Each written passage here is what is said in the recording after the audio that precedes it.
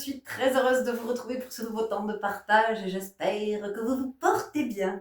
Alors, ça n'était pas prévu du tout parce que, évidemment, dans pas longtemps, je pars pour un cours de danse, donc pas beaucoup de temps et a priori une vidéo qui sera partagée assez tardivement puisque le temps de faire le montage, de publier tout ça, je serai en train de danser. Voilà. Néanmoins, toutefois, cependant, je suis inspirée fortement à vous faire un partage suite à des échanges très intéressants, très riches que j'ai eu cette semaine autour de l'arrêt de travail. Voilà. De comment ça vient nous chercher et je viens de vous partager une vision. Voilà, comme toujours, c'est une vision que je vous partage, sachant qu'il existe autant de points de vue que d'êtres humains, n'est-ce pas? Donc ça fait un paquet de points de vue quand même. Mais peut-être que ça vous permettra de vous décaler. Alors, quand la vie nous arrête, hein, voilà, alors j'en sais rien, vous êtes tombé, vous êtes malade, vous êtes bloqué, vous avez un accident, peu importe.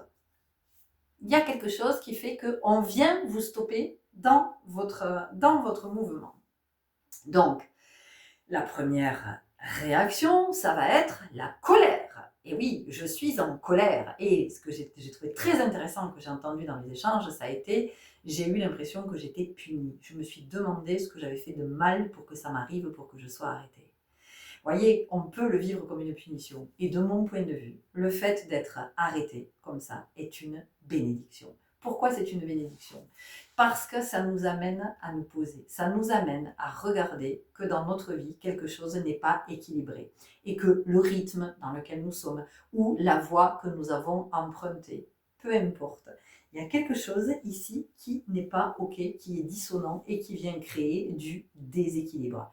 Déséquilibre dont je n'ai pas conscience, puisque moi, je continue sur ma même voie, je continue dans la même énergie, dans le même élan, dans le même rythme, parce que c'est le rythme que je connais, c'est ce que j'ai mis en place, et que, je crois que c'est comme ça, que c'est OK. Voilà. Donc, cette vie qui vient de nous arrêter, petite prise de conscience ce matin en écrivant là-dessus, ça a été, mais est-ce que finalement ce qui nous arrête est quelque chose d'extérieur ou est-ce que c'est quelque chose d'intérieur? Et moi, ce qui m'est venu, c'était que c'était intérieur. C'est-à-dire qu'à un moment donné, c'est notre âme qui dit « je ne suis pas d'accord avec ça ». Voilà. Ça ne me convient pas. Le rythme que tu mènes, cette voie que tu as choisie, n'est pas la voie du cœur, n'est pas le rythme du cœur, n'est pas ce qui me va. Donc finalement, l'âme vient déclencher un espèce, vous savez, c'est comme quand vous êtes dans le train ou dans le bus et que vous appuyez sur l'arrêt d'urgence, vous savez, et bien là, c'est exactement la même chose. C'est-à-dire qu'à un moment donné, l'âme, c'est une vision, hein, d'accord? L'âme va déclencher ce processus, elle va appuyer sur le bouton d'arrêt d'urgence pour qu'à un moment donné, on puisse se poser et se dire, une fois la colère passée, l'injustice, oui, c'est dégueulasse et tout ça, moi j'ai rien fait pour ça, pour me retrouver à l'arrêt comme ça, nanana. Et vite, il faut que je me rééduque, et vite, il faut que je redevienne autonome, et vite, il faut que je retrouve la santé, et vite, vite, vite, pour repartir, vite, vite, vite, parce qu'au cas où on m'oublierait, ben oui, parce que vous voulez que ce soit quoi d'autre, hein? Vous avez peur de quoi, à part qu'on vous oublie? C'est pour ça que vous voulez repartir vite, vite dans le rythme, pour être avec les autres, hein, pour être dans la course avec les copains, dire, hé les copains, salut, je suis là, ça y est, n'oubliez pas, hein, je suis revenue. C'est juste ça en fait. Mais si nous sommes arrêtés, c'est qu'à un moment donné, nous nous sommes oubliés. Mais qu'est-ce que nous avons oublié? Nous avons oublié le divin en soi. Donc nous avons oublié l'âme, nous avons oublié la présence. Et à mon sens, c'est ce que ça vient nous dire. Alors même que quand on est arrêté, on a l'impression que, vous savez, ou quand vous vous retrouvez au chômage et que vous ne retrouvez pas de job, hein, vous savez, vous êtes là, vous dites « mais mon Dieu, j'arrive à la fin du chômage et tout ça, mais qu'est-ce que je vais devenir? J'ai rien trouvé. » C'est que possiblement, vous ne regardez pas au bon endroit. Pendant que vous êtes en train de vous évertuer à vouloir chercher absolument un job parce que vous croyez que c'est ce que vous devez faire, possiblement, vous ne regardez pas ce que vous avez à regarder du côté de vos besoins, du côté de votre charge émotionnelle, du côté de ce qui est à voir, d'un possible projet à réaliser, d'un rêve qui est à manifester, de comment vous pouvez vous incarner pleinement. Et donc, pendant ce temps, vous avez l'impression que c'est l'hiver, que tout est gelé, que tout, ça peut être l'été à l'extérieur, hein, mais vous, en tout cas, en vous, de ce que vous vivez, c'est l'hiver, c'est le froid, c'est la punition, c'est la prison. Et justement, ce qu'on vous montre, ce qu'on vous enseigne quand vous êtes à l'arrêt, c'est que non, la prison, c'était là où tu étais avant. Et là, c'est la liberté qu'on t'offre. On t'offre la liberté de revenir à toi. Donc oui, évidemment que ça invite à l'introspection et que c'est compliqué de se retrouver face à soi-même, hein. Alors on va occuper ses journées, on va bien bien remplir ses journées. Hein, si on est à l'arrêt, donc on va lire, on va regarder des films, on va bien bien bien se remplir. Mais de quoi est-ce que je choisis de me remplir? Parce que j'ai le choix. Hein. J'ai le choix de lire des livres qui vont me permettre de venir me rencontrer, qui vont me permettre d'être éclairée, de recevoir les messages que j'ai à recevoir. Je peux effectivement regarder des films qui, à travers l'histoire qui va être racontée, va faire que tiens, ça va venir m'éclairer à un endroit où je vais, ce que j'écoute. Hein, voilà, c'est toujours pareil.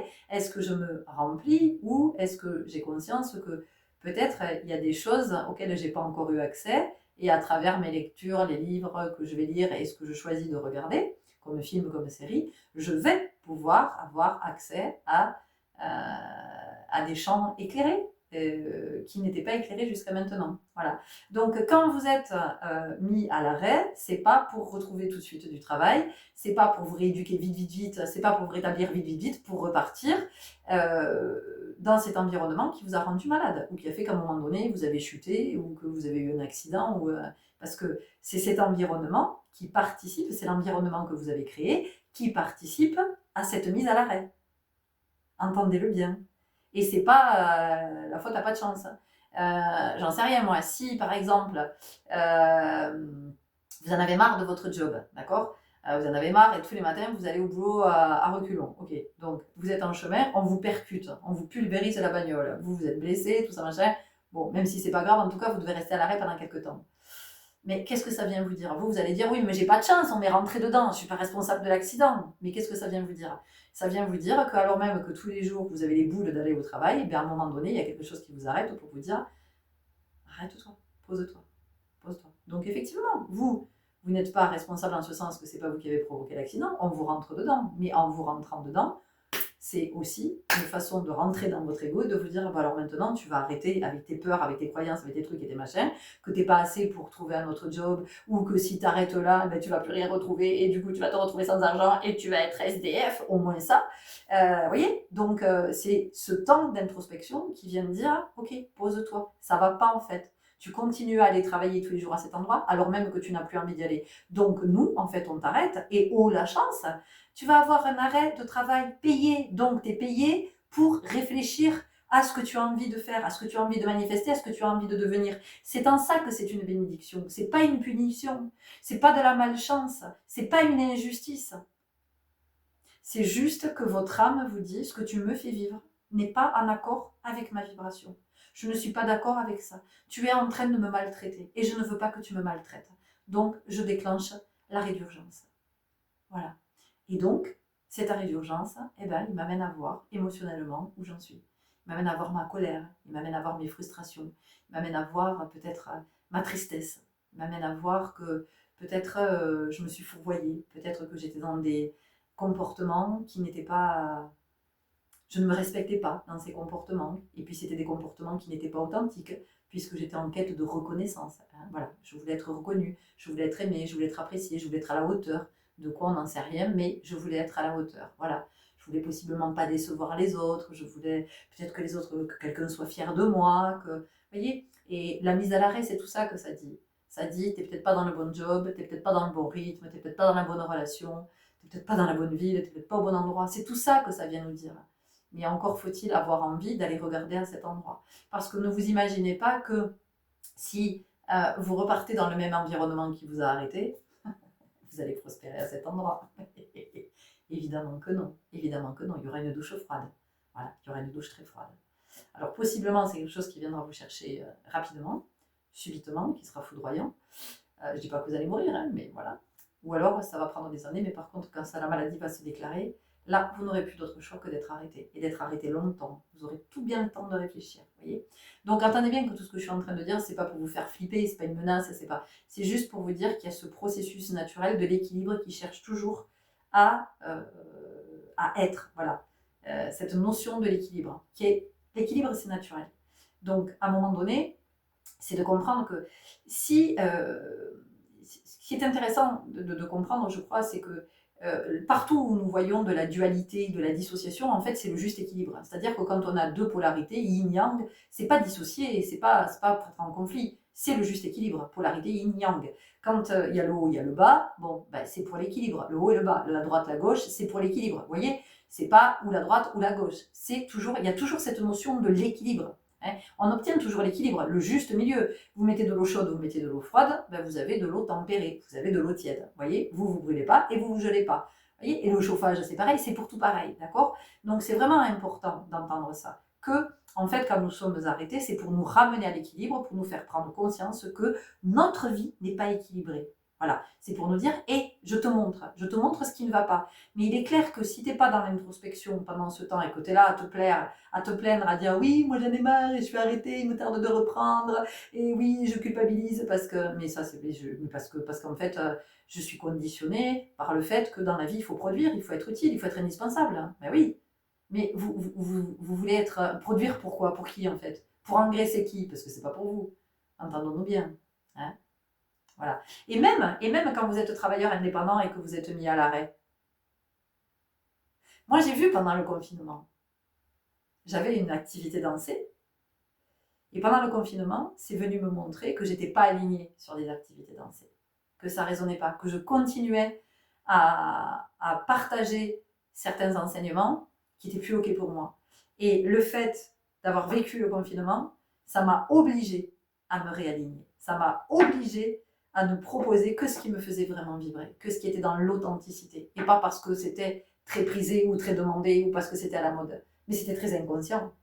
Au début, c'était une aspiration. Et puis après, ça ne l'était plus. Il m'a fallu le confinement pour le voir. Mais c'est OK. Vous voyez? Donc, ce que je veux dire ici, vraiment, j'attire votre attention sur le fait qu'encore une fois, quand vous êtes arrêté, dites-vous que c'est votre âme. C'est l'instinct de survie, en fait. C'est l'instinct de survie. C'est votre âme qui vous dit stop. Stop. On fait une pause là. On fait une pause, on s'arrête, on respire, on revient à soi et on observe. On observe parce que là, c'est plus OK. Et à un moment donné, moi, je suis en train de m'éteindre. Donc, si je vibre trop bas, une âme qui vibre trop bas, c'est l'âme hors du corps. D'accord? Donc, c'est important de l'entendre. Encore une fois, je ne vous dis pas que vous allez mourir. Je vous dis juste qu'à force d'éteindre votre lumière, à un moment donné, un feu, si on ne l'entretient pas, le feu finit par mourir. Voilà. Un feu, ça se nourrit. Une âme, ça se nourrit. Voilà. Et donc, quand nous sommes mis à l'arrêt, c'est parce qu'il y a quelque chose qui n'est pas nourri. L'âme n'est pas nourrie. Donc, quand vous êtes là à vous dire vite, vite, vite, il faut que je retrouve du travail, vite, vite, vite, il faut que je me rééduque, vite, vite, vite, il faut que je me rétablisse, vite, vite, vite, il faut que je récupère, dites-vous que ça, c'est le conditionnement égotique. C'est la croyance que si je ne suis plus là, les autres vont m'oublier. Vous savez, quand il y a c'est de la fausse culpabilité, en fait, c'est de la fausse, ouais, quand on dit oui, mais je suis embêtée, mes collègues et tout ça, du coup, je suis pas là pour mes collègues, ils vont se retrouver avec mon travail à faire. Mais c'est pas ça qui vous ennuie, en fait. Ce qui vous ennuie, en fait, ce qui vous fait peur, c'est qu'on puisse fonctionner sans vous. C'est qu'on puisse faire sans vous et se rendre compte qu'en fait, votre présence, elle n'est pas indispensable. C'est de ça dont vous avez peur, hein. Vous n'avez pas peur d'autre chose, hein. Et bien ouais, ça pique, évidemment que ça pique. Mais en même temps, si vous suivez mes vidéos, vous savez bien que je suis là pour ça. Je suis là pour venir piquer là où c'est important que ça pique. Mais pour que vous vous réaligniez, pour que vous soyez d'accord avec le fait que oui, ben ok, d'accord. Voilà, je suis pas authentique. Donc si je suis dans ce truc d'être indispensable, bon ben alors je revois ma copie, je revois mes copies et je comprends que je ne suis pas indispensable, mais par contre je suis essentielle. Essentielle, essentielle. Voilà. Et donc, je suis essentielle à quoi? Je suis essentielle déjà à moi, voilà, et à ce que je suis et vraiment venue partager dans cette vie. Parce que possiblement, ça me montre que, eh oui, là où je suis, c'est pas ma place. Voilà. Et là, je ne suis pas dans mon essentiel quand je suis à cette place-là. Pourtant, moi, j'en suis convaincue. Hein. Je suis persuadée que je suis au bon endroit et que vraiment, je suis désolée pour mes collègues. Et donc, je vais écrire à mes collègues. Ah, voilà. Je vais écrire à mes collègues en disant « Ouais, j'espère que ça va, je suis désolée. Enfin, surtout si tu as des questions, n'hésite pas. Voilà. N'hésite pas à te souvenir que j'existe, s'il te plaît. » Voilà. Et vous le voyez d'ailleurs, c'est le désarroi quand vous êtes en arrêt et que vos collègues ne prennent pas de vos nouvelles. Putain! Oh, le drame! Oh, comment? Personne ne me demande comment je vais! Oh, personne ne prend mes nouvelles! Merde, vous êtes pas indispensable. Oh ben merde alors, comment vous allez faire? Qu'est-ce que vous allez devenir? Ah, c'est con ça.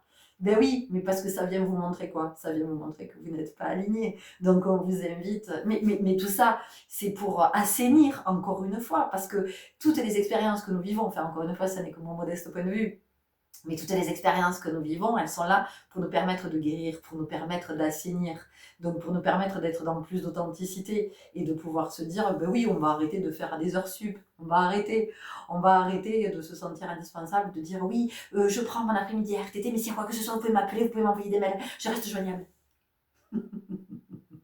Mais non, c'est pas la conscience professionnelle. Évidemment que c'est pas la conscience professionnelle, ne rêvez pas. Voilà, c'est juste que vous souffrez de la blessure d'abandon.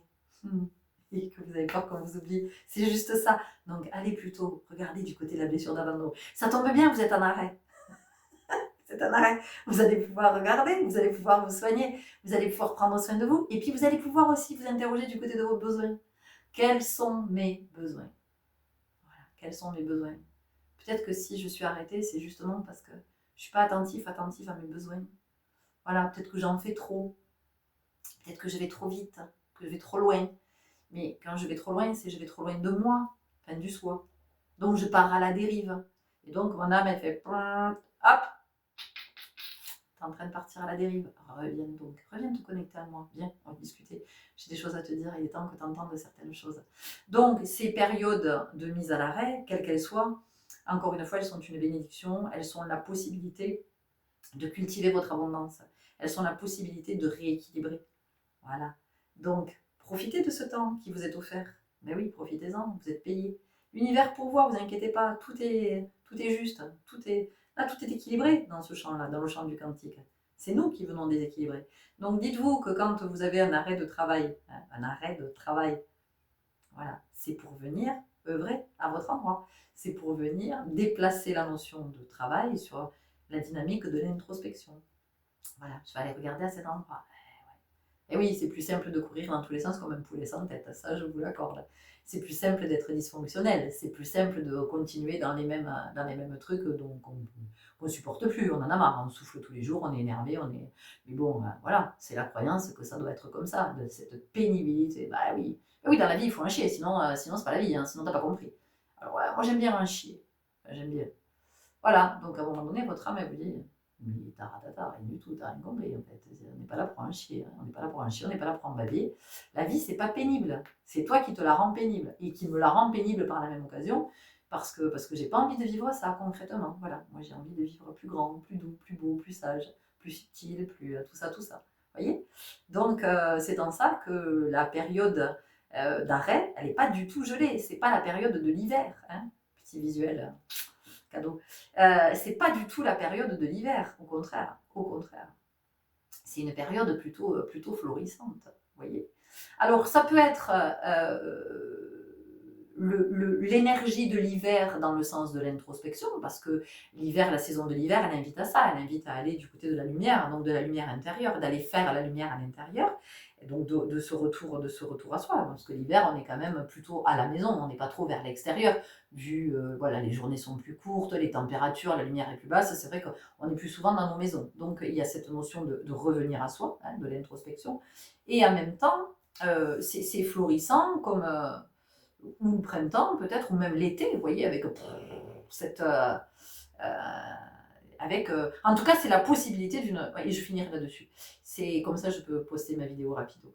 C'est la possibilité d'un renouveau énergétique. Voilà, c'est un renouveau énergétique. C'est-à-dire que je vais induire une nouvelle énergie dans ma vie, puisque je comprends que l'énergie dans laquelle j'étais jusqu'à maintenant, elle n'est pas OK, elle n'est pas bonne pour moi. Voilà, c'est pas une énergie qui est saine. Donc, cette mise à l'arrêt, avec ce temps d'introspection et de me dire que c'est une chance que d'être arrêté pour pouvoir, à un moment donné, regagner le port et arrêter de partir à la dérive là, comme un bateau qui ne sait plus où il va, c'est vraiment de retrouver le cap.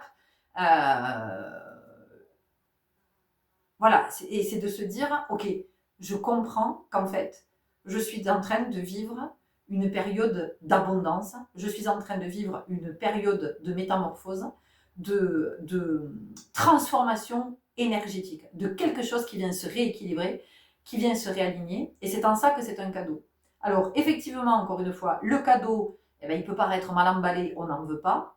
Sauf que, ça reste mon point de vue toujours, mais moi j'ai remarqué que dans la vie, les plus beaux cadeaux que j'ai reçus, c'était les cadeaux les plus mal emballés. C'est ceux quand je les voyais arriver, je me disais, oh là là là là là là là là là, c'est le cadeau dont on ne veut pas, c'est le cadeau qui est moche. Sauf qu'à l'arrivée, eh ben, c'est le vrai cadeau, c'est la bénédiction, parce que ça fait qu'on a pu libérer quelque chose, on a pu aller apporter du soin à un endroit où il y a vraiment besoin de soin.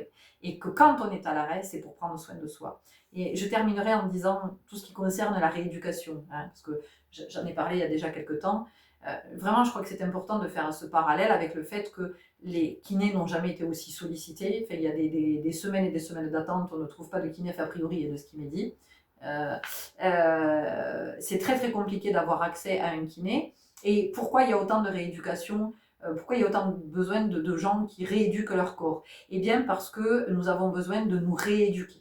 Voilà, nous avons besoin de nous rééduquer, c'est-à-dire que l'éducation que nous avons reçue est une éducation maintenant qui est archaïque et qui est délétère pour notre santé. Donc, ça vient induire des comportements qui font qu'à un moment donné, c'est le corps qui trinque. Mais bien sûr que ça va s'exprimer dans le corps. Donc, on va rééduquer le corps. Mais il faut savoir que si vous ne rééduquez pas l'esprit, vous pouvez faire toute la rééducation que vous voulez. De toute façon, vous n'obtiendrez que des résultats même si ça peut vous paraître satisfaisant parce qu'il vous semble que vous avez récupéré, que ces résultats ne seront que, comment je pourrais dire, partiels. Voilà. Vous ne vous rééduquerez pas en totalité. Donc, rééduquer le corps, certes, mais nécessité de rééduquer l'esprit en même temps, et surtout l'esprit. Voilà. Parce que quand on rééduque l'esprit, inévitablement, le corps, il a moins besoin de manifester, puisqu'on n'est plus conscient. Hein. Le corps vient manifester l'inconscient. D'accord? Voilà. Donc, plus vous allez être conscient, moins le corps a besoin de manifester.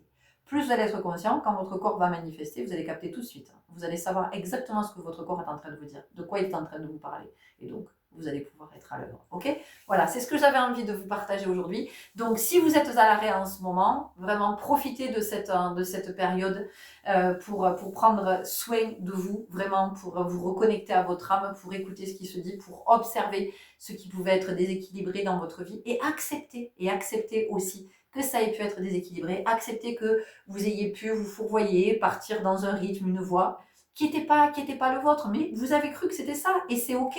C'est là que c'est important, cette compassion pour soi, de se dire, ok, ben oui, mais c'est l'expérience en même temps, je vis l'expérience terrestre dans toute sa complexité.